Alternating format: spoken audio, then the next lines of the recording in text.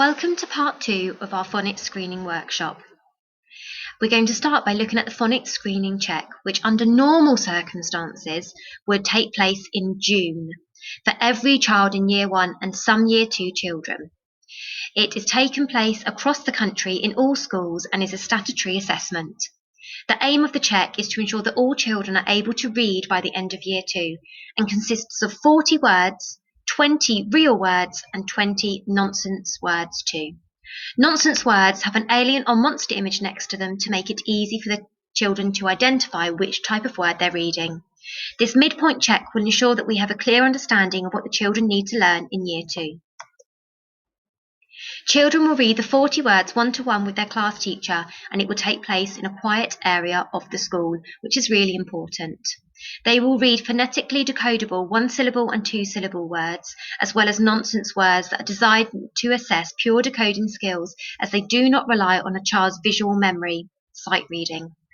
There is no time limit, but the phonics screening check would normally take between 4 and 9 minutes for each individual child, and the phonics screening check, just to remind you, is not classed as a reading test.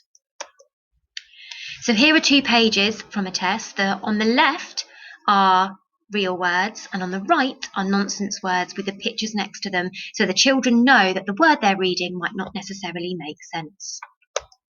So here is a nonsense word, an alien word with a picture underneath. The children may use sound buttons and sound the word out and then blend to read it. So this word would be queep, queep. Next word, we'd sound it out again, stin.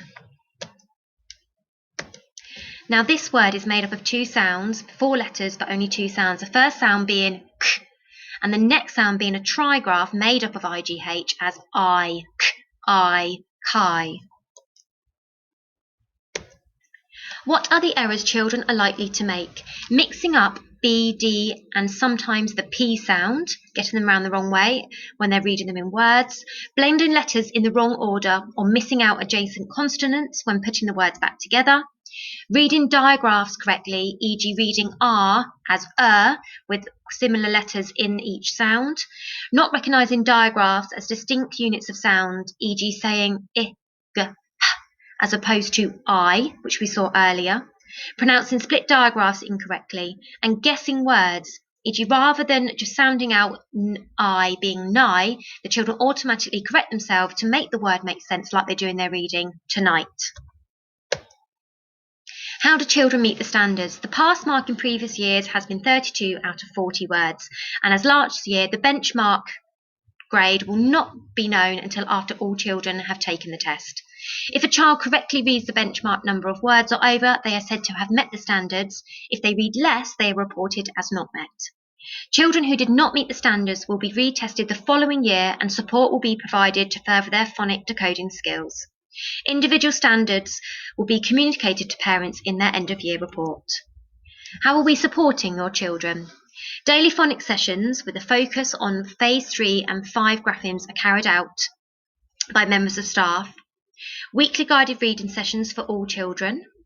Additional sessions that support digraph recognition and decoding of real and nonsense words are also carried out.